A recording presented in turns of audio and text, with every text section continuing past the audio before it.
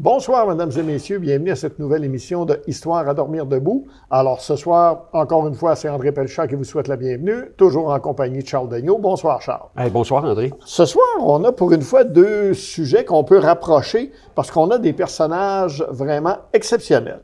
Moi, je vais vous parler de Urbain Ledoux, un militant qui a été très important et très actif au début du 20e siècle, qui est originaire du Québec, puis qui est complètement oublié, puis peut-être plus oublié au Québec qu'ailleurs, mais ça, il y a des raisons, on verra. Toi, tu vas nous parler d'un monsieur Cogswell et de ses fontaines. Oui, en fait, l'épidémie des fontaines de Cogswell. Des fontaines, pourquoi ces fontaines-là ont été tellement haïes? Alors, on va s'en aller faire un petit tour vers la fin du 19e.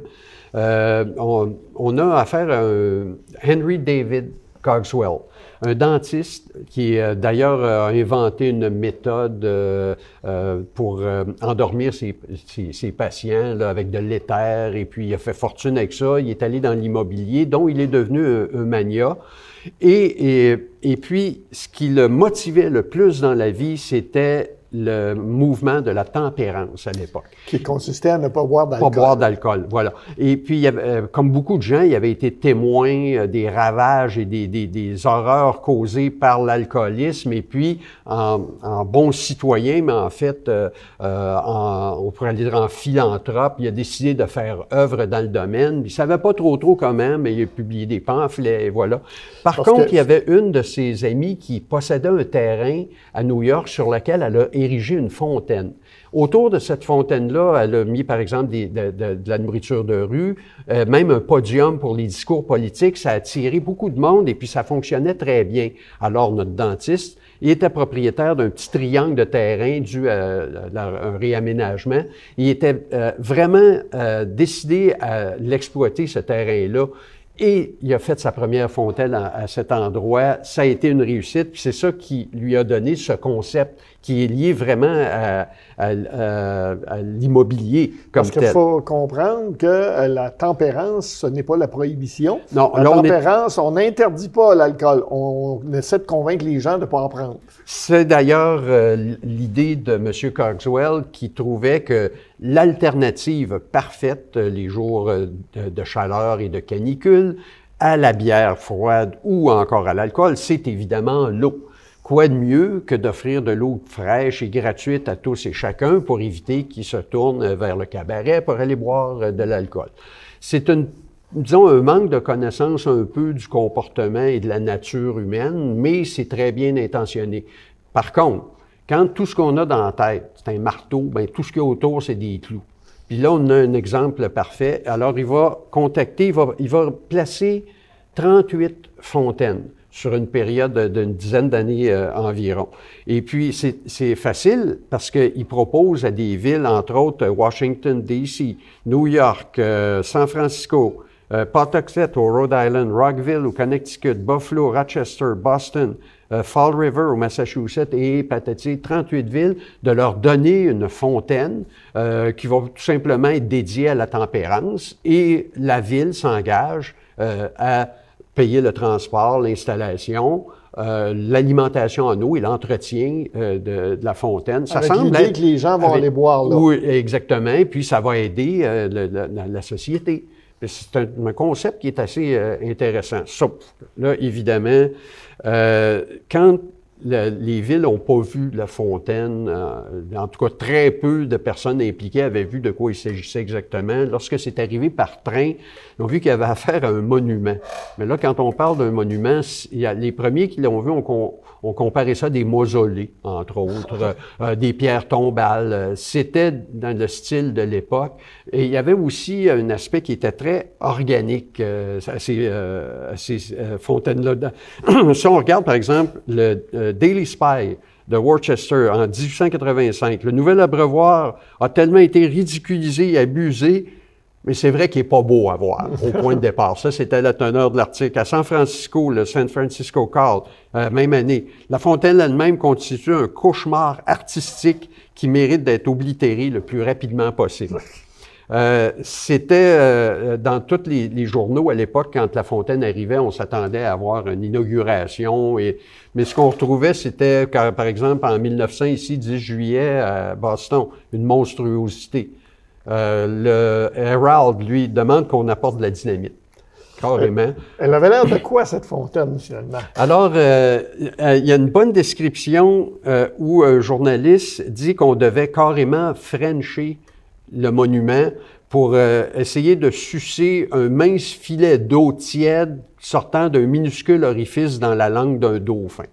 Okay. D'ailleurs, les fontaines ont été aussi conçues pour tous les animaux. C'était marqué dessus pour les hommes et les bêtes. Donc, il y avait un endroit pour les chevaux, il y avait un endroit pour les chiens, un genre d'abreuvoir, ce qui a donné des fontaines absolument là, tarabiscotées et puis très laides, très lourdes et très dispendieuses à installer aussi. De plus, les frais de transport d'installation qui étaient à la charge des villes se sont avérés beaucoup plus dispendieux à cause de ça. Et puis ça a créé vraiment beaucoup de ressentiment auprès des administrations qui ont été acceptées ça. Ils disaient qu'ils s'étaient fait organiser. Mais le pire, c'était la statue qui trônait en haut de chacune des fontaines. Parce qu'il y avait une statue Il y avait une statue en bronze de 8 pieds d'un personnage très hautain, en redingote et chapeau de forme, qui tenait d'une main un récipient d'eau et de l'autre le manifeste de la tempérance. Et c'était, on a immédiatement aperçu que c'était M. Cogswell en personne qui se pontifiait là, en haut de ses statues. Même quand Mark Twain en a parlé, quand Cogswell a été approché, puis on lui a mentionné ce fait, il a dit non, c'est pas du tout ça. Ce qui est représenté en haut des monuments, c'est l'homme idéal. Tel qu'on le conçoit, qu'on le voit, c'est seulement une coïncidence s'il me ressemble. Ah bon. Ça c'était son explication. La raison politique, évidemment, c'est pas tout le monde qui est d'accord avec le concept de la tempérance. Les gens n'aiment pas vraiment se faire imposer des choses, surtout des choses extrêmement morales, aussi justifiées qu'elles le soient. La plupart des gens ont eu une réaction qui était négative, sauf ceux, évidemment, qui étaient du mouvement, au point que quand celle de Boston a été érigée, le groupe de personnes disait « Ah oui, la tempérance, let's drink to that. Buvons un coup au nom de la tempérance. » La majorité des gens aussi, une fois les choses en place, ils ont trouvé totalement hideuses. On a simplement à lire qu'est-ce qu'ils disaient ici dans les journaux. Un journal, un reporter après l'autre décrivait comment les gens se détournaient du monument, comment ils le trouvaient là, ajoutant aussi qu'il était défectueux. Parce qu'on a voulu à un moment installer des refroidisseurs pour l'eau, pour donner une eau encore plus fraîche. Déjà que quand on regardait les bassins de pierre qui s'étaient comme corrodés, ça donnait pas le goût d'aller boire dans ça. Là. Comme le journaliste avec son dauphin d'ailleurs, c'était pas très attirant. Et puis, ça s'est mis à mal fonctionner. Et puis, ça s'est transformé en vapeur. Alors, on avait une fontaine qui éjectait des jets de vapeur jusque dans la rue au risque de débouillanter les gens. Alors, ça n'a pas vraiment... la comédie des erreurs.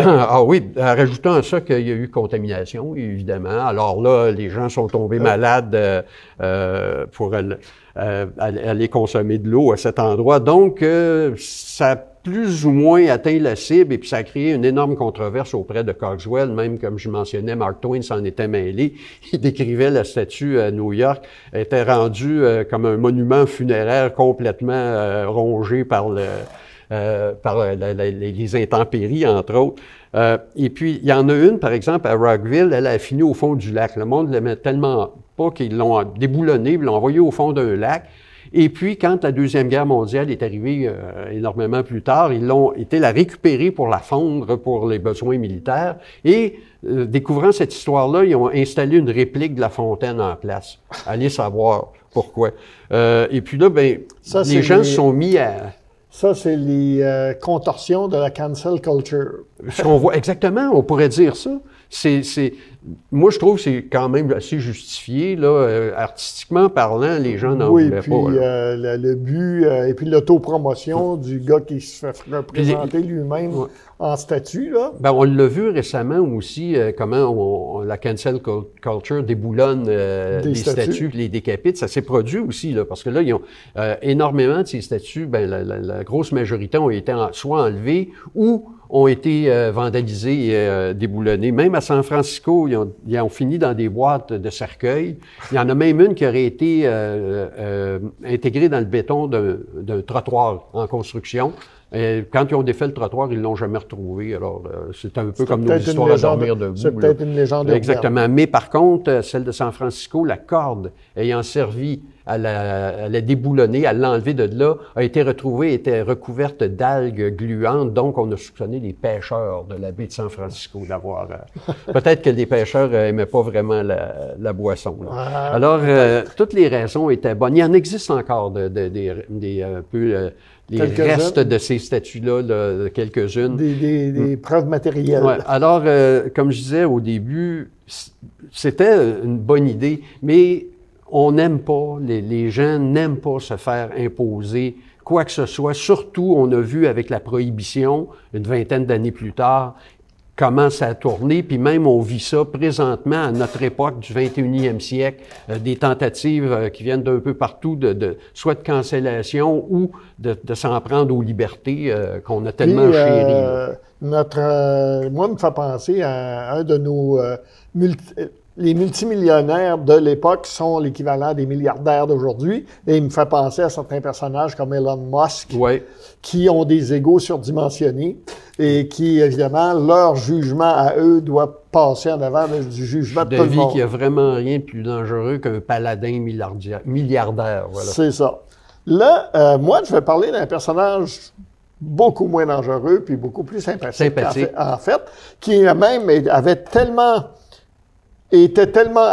pas d'ego qu'il a été connu à un moment donné, à une certaine époque dans sa vie, sous le nom de Monsieur Zéro, parce qu'il voulait pas plus se mettre, il voulait pas que son nom soit mis en avant.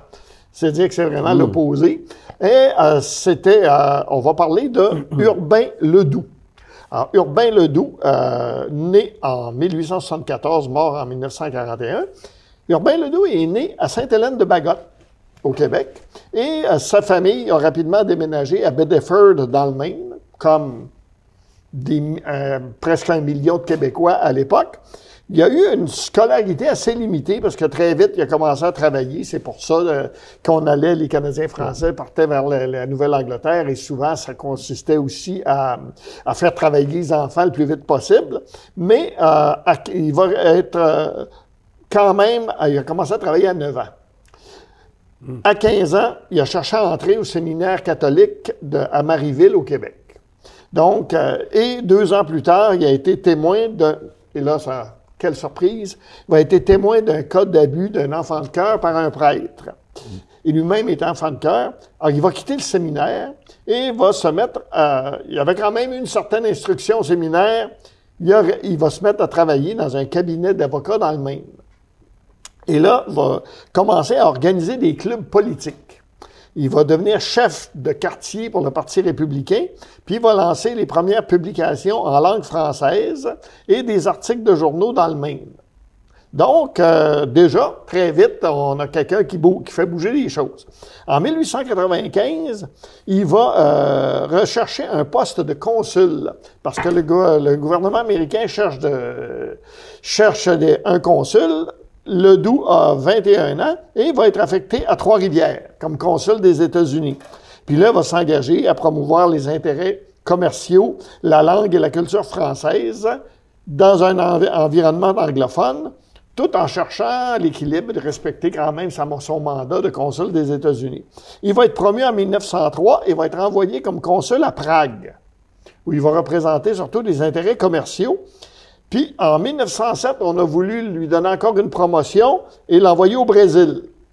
Et là, il a décidé que non, lui, il s'arrêtait là parce que il commençait à avoir des idées, si on peut dire. Il avait constaté les différences entre les pays, trouvait que tout le monde, au fond, sont pareils partout et est devenu pacifiste. En réalité, là, c'est ça.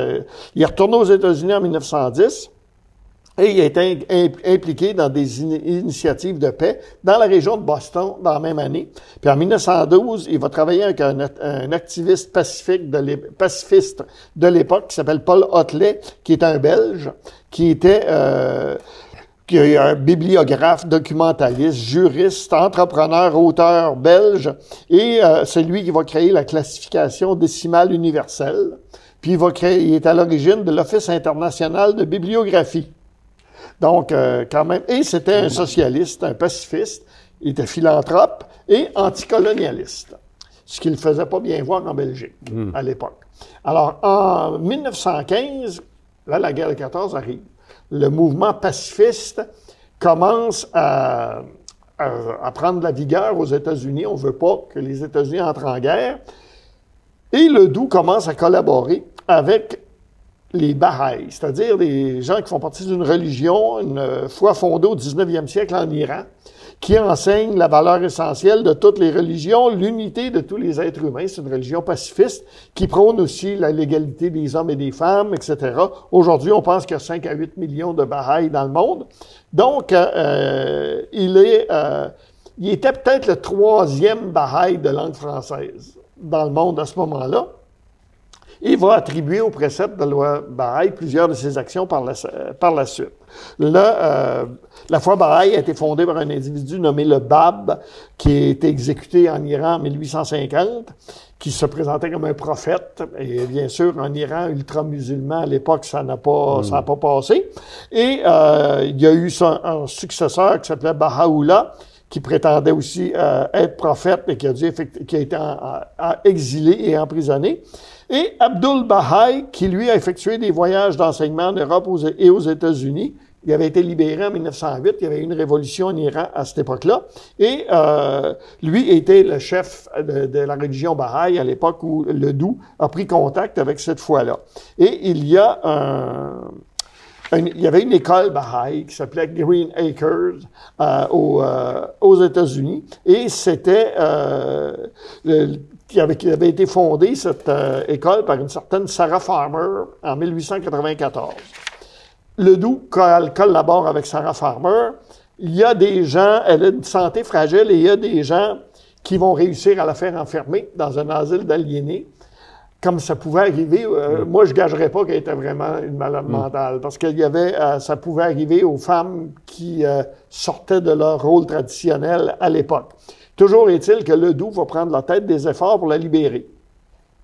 Ce qui va l'amener à... Éventuellement, il va réussir même à amener le chef de la police locale et un juge dans sa tentative avec une ordonnance de tribunal. Il va être félicité par Abdul Bahaï. Et là, cette année-là, on est toujours en 1915, arrive Henry Ford qui finance la mission du Peace Ship, qui a pour but de tenter de mettre fin à la Première Guerre mondiale. On parlait de milliardaires, de multimillionnaires, philanthropes et un peu mégalomanes tantôt. Ben là, on en a un. Son navire, le Peace Ship, met les voiles en décembre 1915 pour faire une espèce de grande tournée en Europe, tenter de convaincre les belligérants d'arrêter de se battre. Henry Ford va faire un fou de lui, dans cette affaire-là, là, pour résumer. Mais Ledoux va tenter de se joindre à l'expédition, mais il ne sera pas accepté. Il n'est pas assez connu, c'est des personnalités qu'il y a là-dedans. Alors, au moment du départ du navire, il va faire un spectacle, il va sauter à l'eau, et il va nager vers le navire. Évidemment, il ne le rattrapera pas, il ne sera pas accepté, mais ça va faire parler de lui dans les journaux, par exemple. Il va devenir un nom connu du public. Et il va cependant devoir protester éventuellement que ses objectifs sont apolitiques et surtout qu'il n'est pas un agitateur et surtout qu'il n'est pas un bolchevique. Parce que très vite, on va le soupçonner d'être un bolchevique. Et donc, il se lance dans la réforme. Il laisse Henry Ford tenter en vain d'arrêter la guerre de 14-18. Et Henry Ford va d'ailleurs éventuellement faire beaucoup d'argent avec la guerre en question, quand les États-Unis vont entrer en guerre à leur tour. Alors, en 1919, on retrouve Ledoux. La guerre est finie. Ledoux, pour un pacifiste, en passant, c'est un bon nom pour ça. Hein? Oui. Donc, Ledoux ouvre une soupe populaire qui s'appelle The Stepping Stone, près de Bowery, dans la 9e rue de New York. Il va être aidé en ça par des Bahaïs. Puis il va avoir un certain soutien financier. Et on va voir un certain Mason Remy, personnage connu à l'époque comme d'affaires, va descendre une fois pour voir à quoi ça ressemble. C'est un des donateurs. Et il va être emporté par l'enthousiasme. Tant par l'œuvre que par l'occasion qu'on lui donnait de parler en public. Mais Ledoux, lui, parlait en public à tous les jours dans sa soupe populaire. Il faisait des conférences régulièrement. Et on va prendre des photos, ça va être dans le journal, l'ouverture de Stepping Stone, et il va publier un article dans Star of the West intitulé « L'unité du monde de l'humanité ». Et en juin, il va recevoir un message de Abdul Baha'i, donc le chef des Baha'i, qui lui envoie un message espérant qu'il va promulguer la religion Baha'i, l'unité humaine, la paix universelle, et il va surmonter les préjugés qui divisent le monde. Et il va même signer, lui, à son tour, Ledoux, une lettre à Abdul Baha'i pour essayer de le convaincre de revenir aux États-Unis. Il va rencontrer un certain Dane Rudyard, un journaliste, etc., puis il va essayer de le convaincre d'adhérer à la religion Baha'i, mais il n'adhérera pas. Et en 1920, Ledoux est envoyé délégué à la Convention nationale des Baha'i. Et en janvier 1921, il va contribuer à organiser une réunion Baha'i à New York. Et là, il va apparaître dans les médias nationaux américains comme The Nation, une biographie de lui qui va être publiée dans The Survey, une revue caritative, et dirigée par M. Kellogg. On retrouve encore nos millionnaires. Et ainsi que dans The New Republic, journal célèbre aux États-Unis, puis The Independent en novembre. Donc, il fait beaucoup parler de lui. Et chacun le décrit d'une manière différente, par contre. Il semble, il déroutait un peu ses interlocuteurs.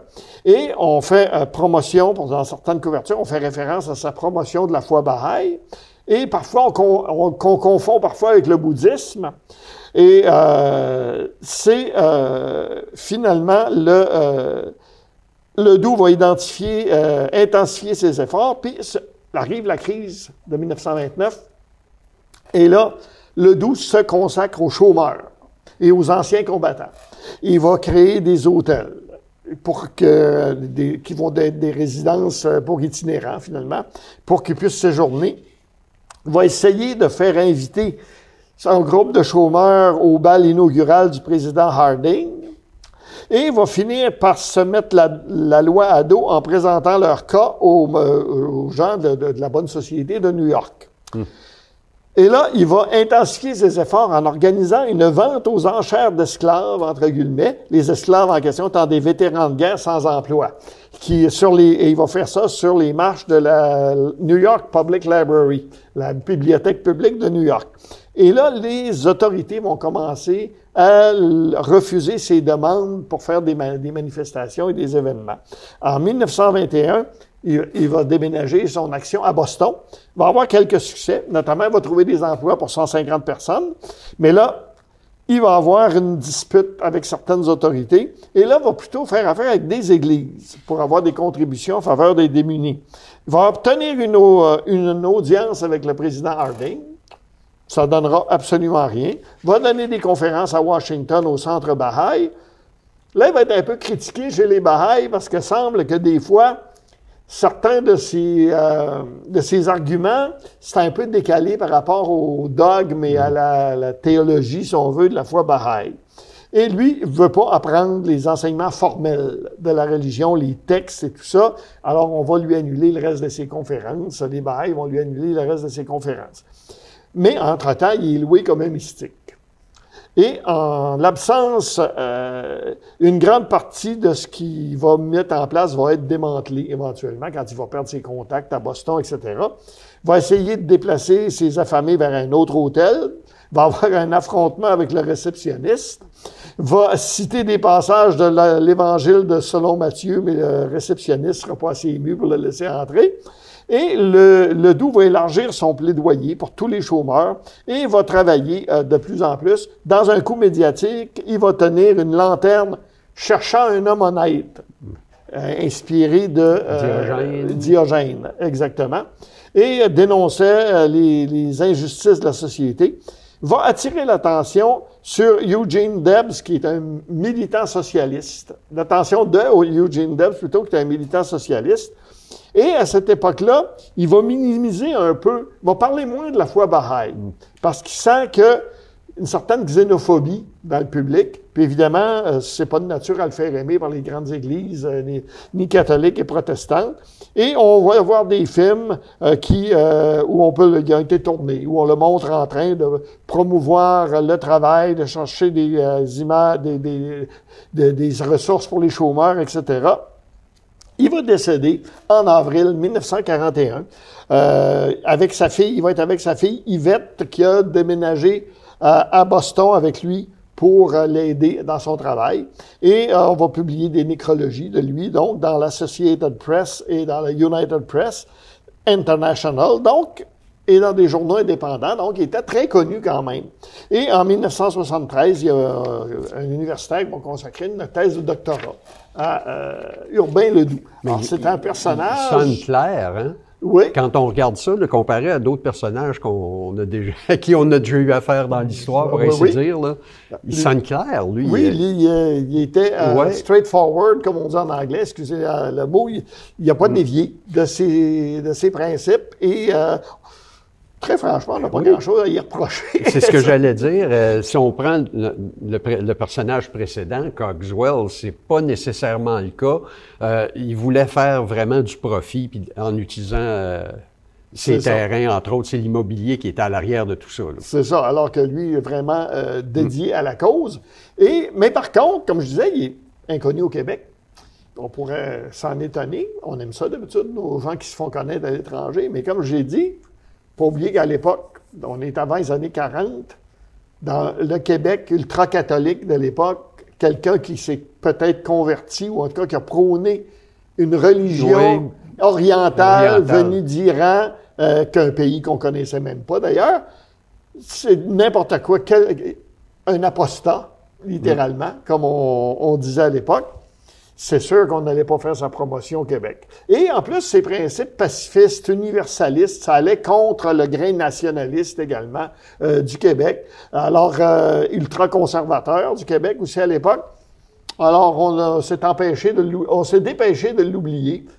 Alors, je fais ma modeste contribution pour le faire reconnaître aujourd'hui. Et c'est là-dessus que je vais conclure cette émission. Alors, mesdames et messieurs, restez à l'antenne de TVCBF et revenez-nous la semaine prochaine pour une autre histoire à dormir debout.